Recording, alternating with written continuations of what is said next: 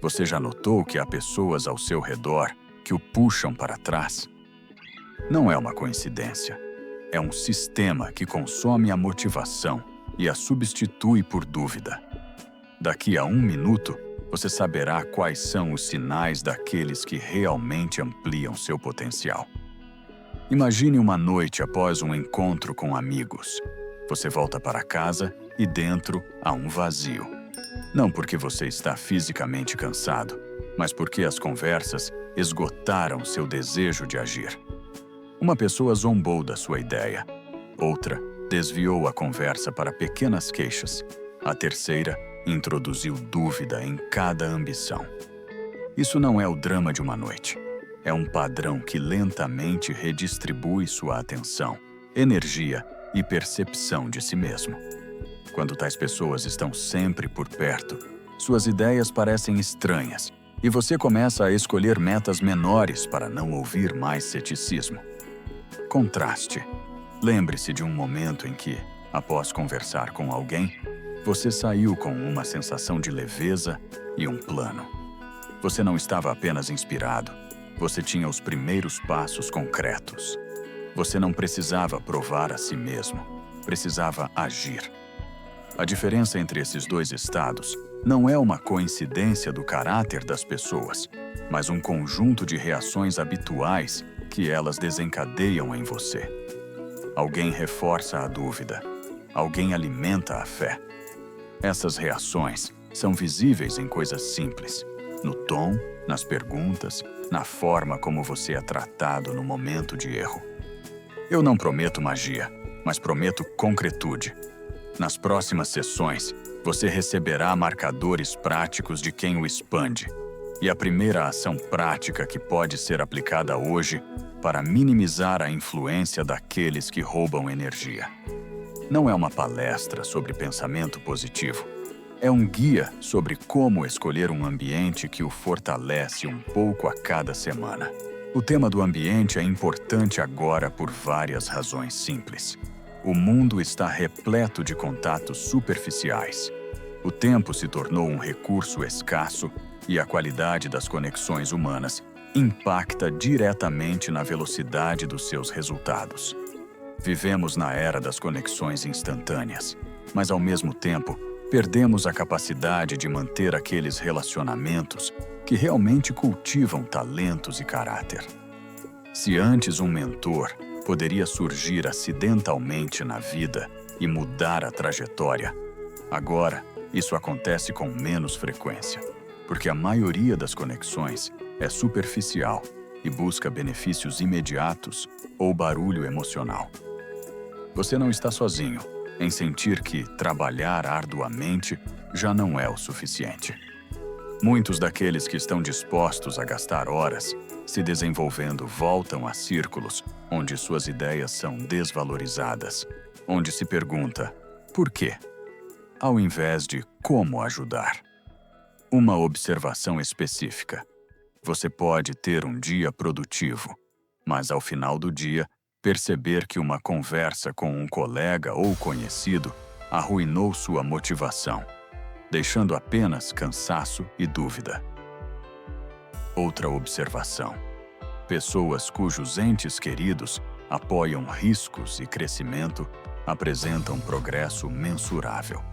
Elas costumam experimentar novos formatos, mantêm hábitos com mais frequência e raramente adiam grandes projetos para algum dia. Por que isso é importante agora? Porque o tempo para o desenvolvimento é limitado e cada energia despendida tem um preço. O ambiente certo atua como um acelerador. Diminui a resistência interna, torna os erros menos dolorosos e aumenta a quantidade de repetições. E são as repetições que criam habilidades. Aqui está o mapa de como seguiremos em frente. Primeiro, vamos analisar os sentimentos e sinais que você experimenta ao seu redor com um ambiente destrutivo. Segundo, vamos descobrir por que somos atraídos pelas pessoas erradas. Isso não é um mistério de caráter, mas um conjunto de crenças. Terceiro, Vamos mostrar um erro típico ao escolher um ambiente e como evitá-lo. Quarto, traremos exemplos de pessoas que realmente inspiram e elevam. Quinto, vamos considerar como a vida muda na companhia certa. E prática. 3 passos concretos que podem ser aplicados agora mesmo. Uma nova tese que é importante ter em mente desde o início. O ambiente certo não é apenas apoio emocional. É uma ferramenta estrutural de desenvolvimento. Ele muda não apenas o humor, mas também quais hábitos você forma, quais oportunidades você percebe e quais decisões você considera possíveis. Isso significa que a escolha das pessoas ao seu redor não é um detalhe secundário, mas parte da sua estratégia de crescimento. A seguir, começaremos pelo mais simples: reconhecer os sinais que você já experimenta e mostraremos como transformar essa intuição em um plano de ação concreto. Existem sensações específicas e reconhecíveis, não aquelas palavras gerais como ruim ou desconfortável, mas uma série de pequenos sinais que se somam a um grande problema. Primeiro, é a contração interna. Você chega em casa e o cérebro parece ter diminuído a imagem do futuro. Grandes planos se tornam empoeirados. A voz que normalmente quer experimentar se silencia. Não é uma tristeza instantânea. É uma liquidação gradual de ambições. Ideias deixam de soar como planos e se transformam em fantasias arriscadas que é melhor não trazer à luz. Segundo, a constante correção da fala. Você se pega pensando que antes de falar sobre um projeto, automaticamente escreve na cabeça uma introdução. Isso ainda não é importante, mas estou apenas tentando. Não sei se vai dar certo. Essa inserção defensiva é um marcador. Há uma pessoa ao seu lado com quem você sente a necessidade de suavizar a si mesmo, esconder ameaças. A voz muda não porque você está menos confiante na ideia, mas porque ao redor se espera erros e zombarias. Terceiro, cansaço físico que não está relacionado à atividade. Depois de 2 horas de conversa com um determinado grupo, seus ombros caem, como se alguém tivesse retirado os apoios. Essa sensação, quando o cérebro se torna pesado e você precisa de 10 minutos de silêncio para recuperar seu ritmo normal. Aqui é importante distinguir o cansaço da fadiga física comum. Você não fez mais trabalho, mas dentro de você, parece que a carga para agir diminuiu. Quarto, escolha de metas menores. Você percebe que seus planos se tornaram mais conservadores. O diálogo interno soa. É melhor fazer algo pequeno e não chamar atenção. Este é um modelo defensivo. Para evitar a dúvida externa, você sacrifica o crescimento. Quinto, a linha borrada entre crítica justa e desmotivação sistêmica.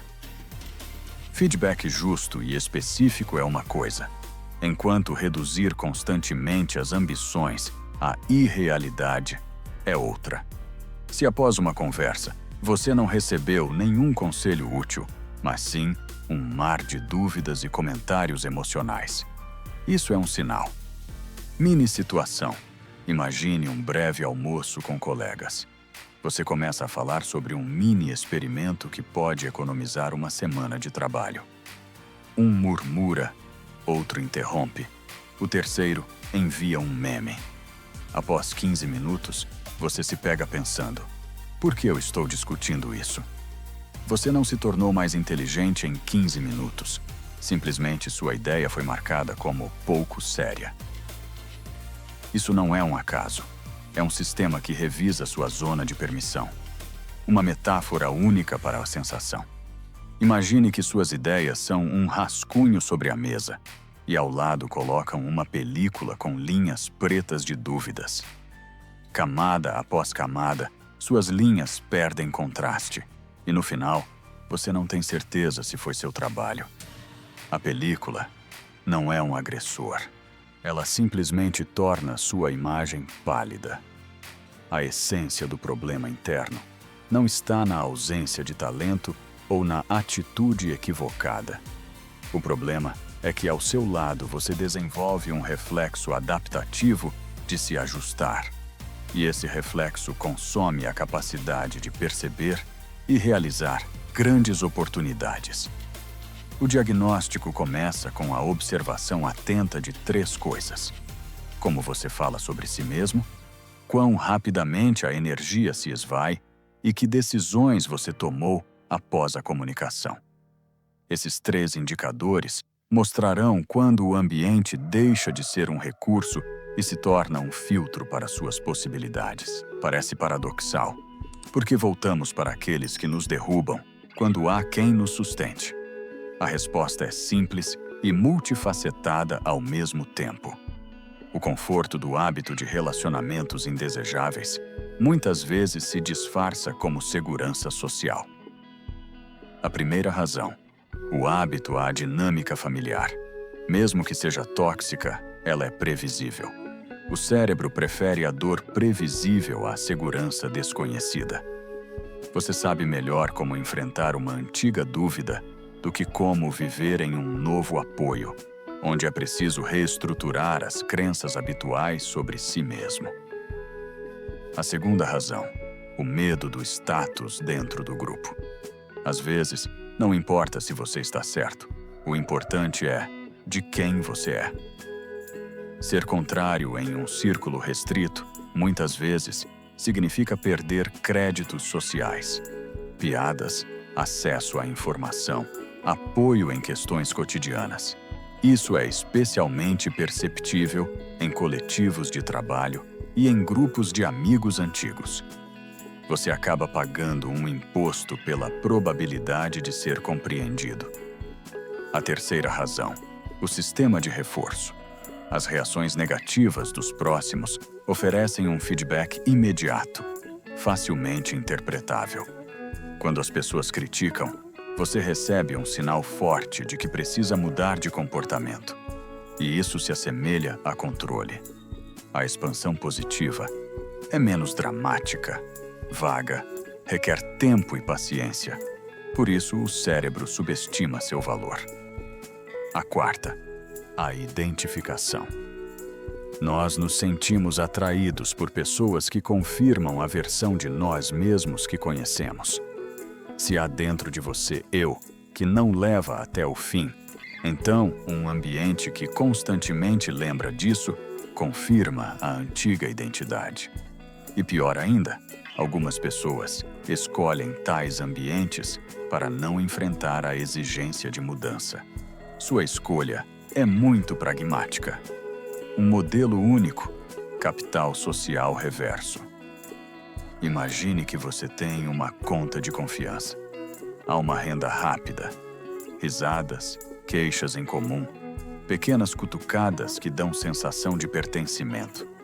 E há investimentos de longo prazo, conversas complexas, críticas honestas, apoio ao risco.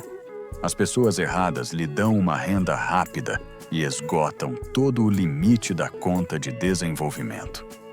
É exatamente essa diferença na liquidez dos relacionamentos que explica por que muitas vezes escolhemos aqueles que não oferecem crescimento.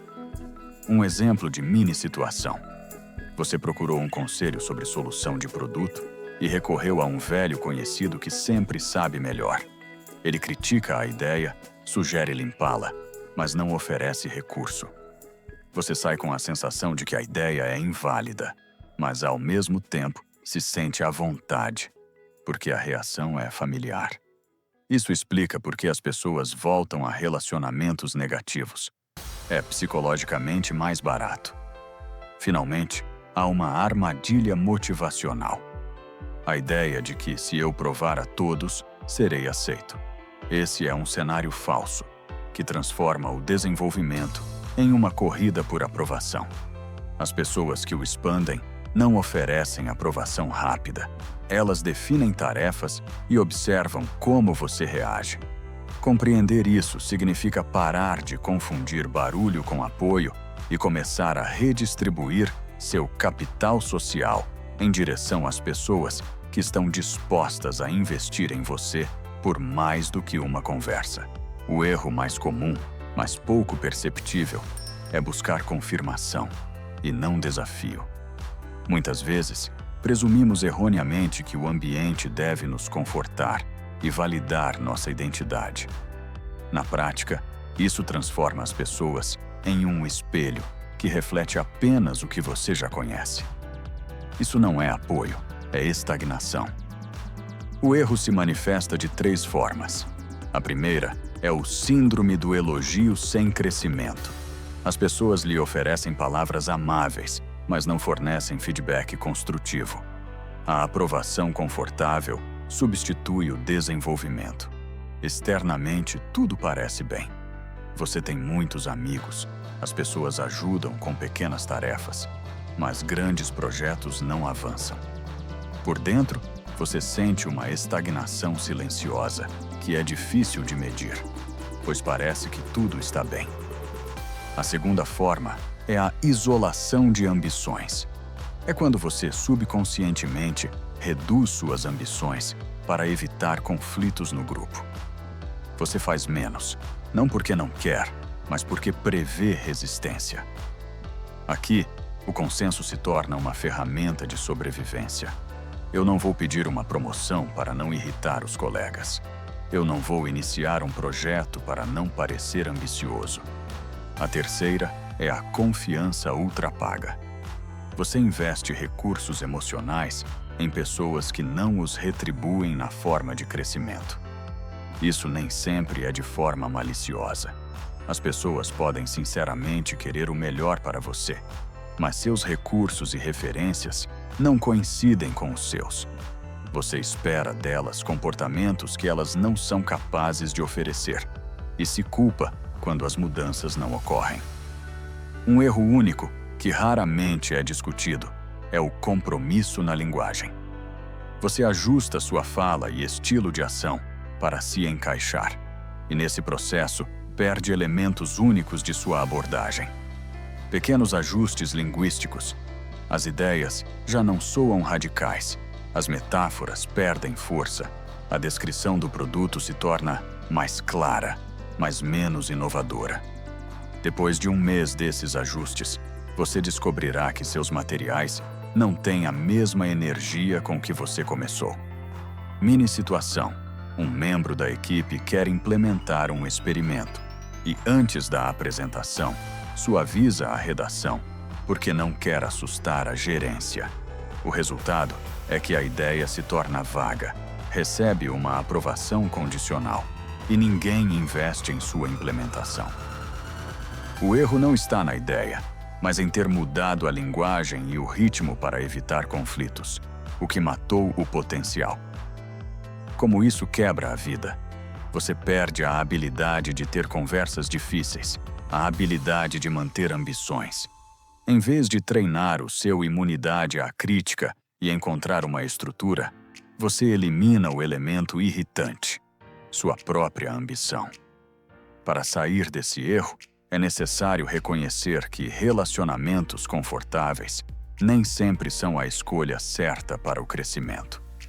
O próximo passo é aprender a diferenciar a aprovação silenciosa de recursos para o desenvolvimento e procurar ativamente aqueles que desafiarão e não apenas elogiarão. Rever seu entorno não precisa ser feito com cortes bruscos, mas sim com uma mudança de perspectiva. Pessoas que crescem agem por outras regras. Elas não são necessariamente mais calorosas. São mais honestas. Elas não concordam apenas para evitar discussões. Dizem o que pode quebrar e sugerem como reiniciar o sistema. Essa nova perspectiva muda a percepção. O apoio não está mais nas palavras "gosto disso", mas em fazer perguntas desconfortáveis. Um exemplo de situação real. Em um estúdio de design, surgiu uma pessoa que fazia 3 perguntas para cada projeto. Por que isso é necessário? O que acontecerá se isso não funcionar? E o que eu aprendo se fizer isso agora? Essas perguntas pareciam duras, mas após 6 meses, a equipe mudou os critérios para selecionar ideias. Agora, os projetos passavam por um filtro de utilidade, e não apenas de atratividade. O conforto imediato diminuiu, mas a velocidade de aprendizado aumentou. Este é um caso típico de pessoas que expandem. Elas estruturam o risco, transformando-o em uma escala de aprendizado. Um modelo único. Teste de contato piloto. Imagine um experimento curto. Você escolhe uma nova conhecida ou colega e marca um teste de 3 contatos. O primeiro contato, uma conversa curta sobre o que é importante para você. O segundo contato, um pedido de conselho, onde você pede especificamente críticas e não apoio. O terceiro contato, observar a reação quando você dá um pequeno passo e vê quem permanece ao seu lado. Este modelo é uma maneira rápida de entender se a pessoa o expande, não pelas palavras, mas pela ação. Mini situação. Após um evento de networking, você volta a um indivíduo que apresentou uma ideia desafiadora e deu uma tarefa prática. Um mês depois, você recebe o primeiro convite para colaboração. Isso não é mágica, é sequência. Uma pergunta honesta, crítica construtiva, verificação de engajamento. Outro perfil de comportamento das pessoas que crescem. Elas sabem separar emoções da tarefa. Elas podem ser duras, mas sua dureza é direcionada ao resultado, não à pessoa. Elas não escondem recursos. Oferecem-nas em troca de seriedade. Isso é importante. Pessoas que expandem valorizam energia e tempo, e por isso escolhem investir em algo que aumente a velocidade de desenvolvimento geral. A mudança de perspectiva aqui é simples, mas poderosa. Não olhe para como a pessoa fala sobre você, mas para o que ela faz quando você assume um risco. O apoio que faz crescer é aquele que torna o risco menos doloroso a longo prazo, e não aquele que dá calor imediato. Aprender a ver esses sinais significa parar de confundir simpatia com recurso e começar a escolher conscientemente aqueles que realmente ajudam a dar o próximo passo. Quando você começa a se mover sistematicamente em direção a pessoas que expandem, as mudanças nem sempre são dramáticas à primeira vista.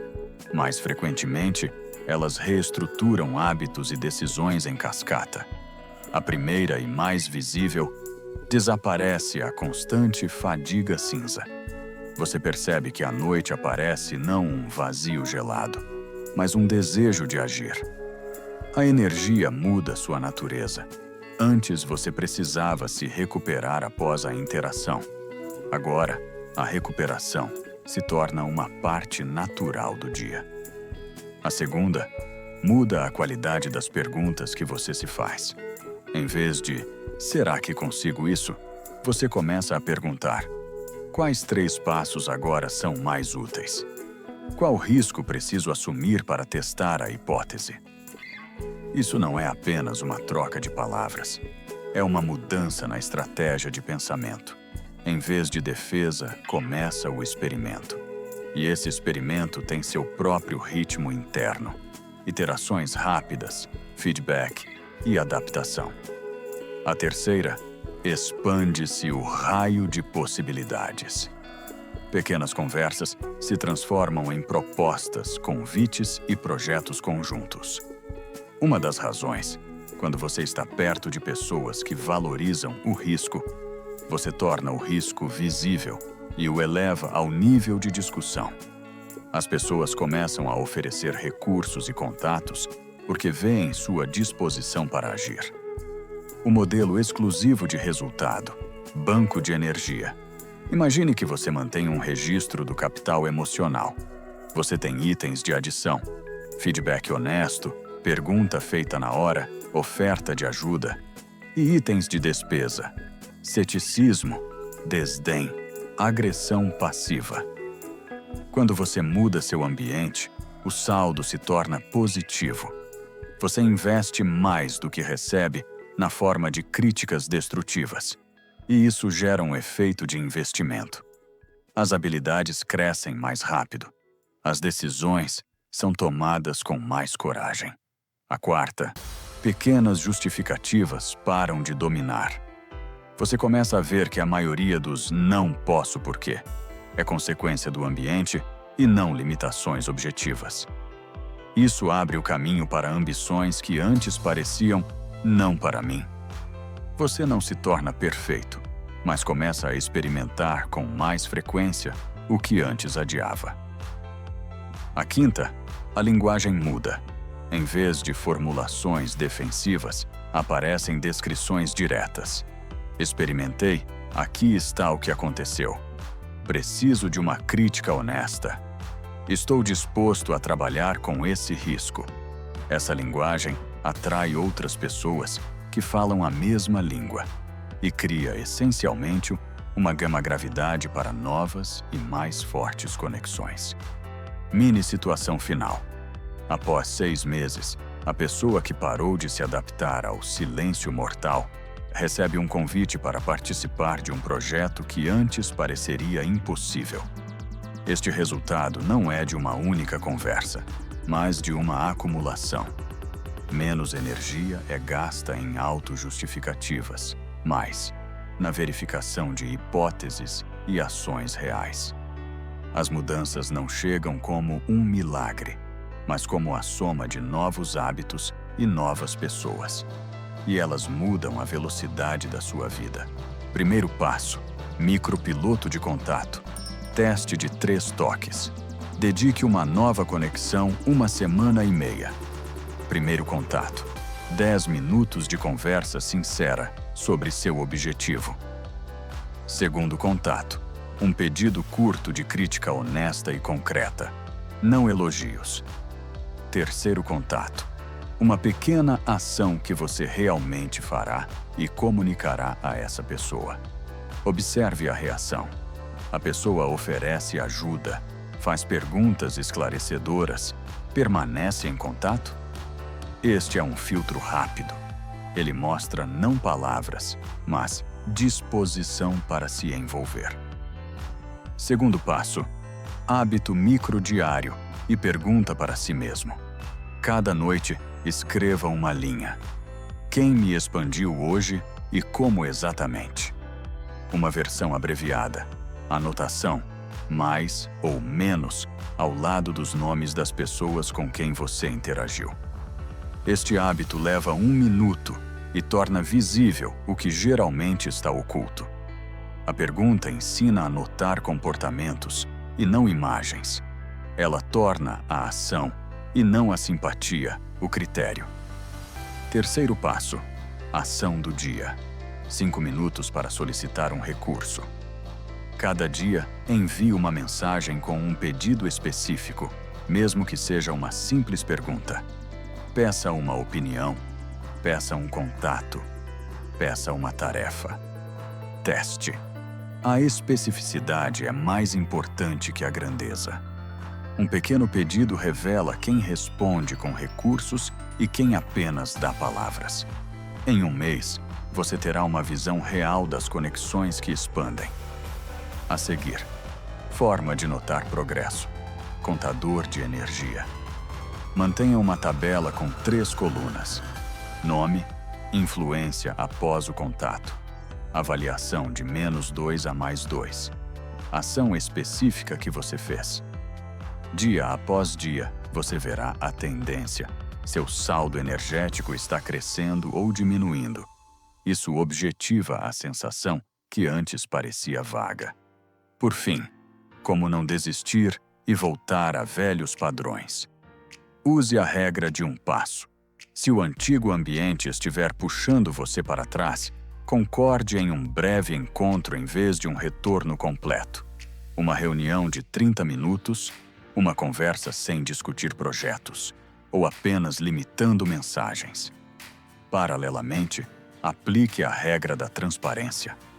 Articule seu objetivo em algumas frases, para imediatamente ver a reação. E por último, Combine consigo mesmo uma verificação dos contatos em um mês. Nem tudo se resolve em uma noite, mas se resolve através de repetição e medição.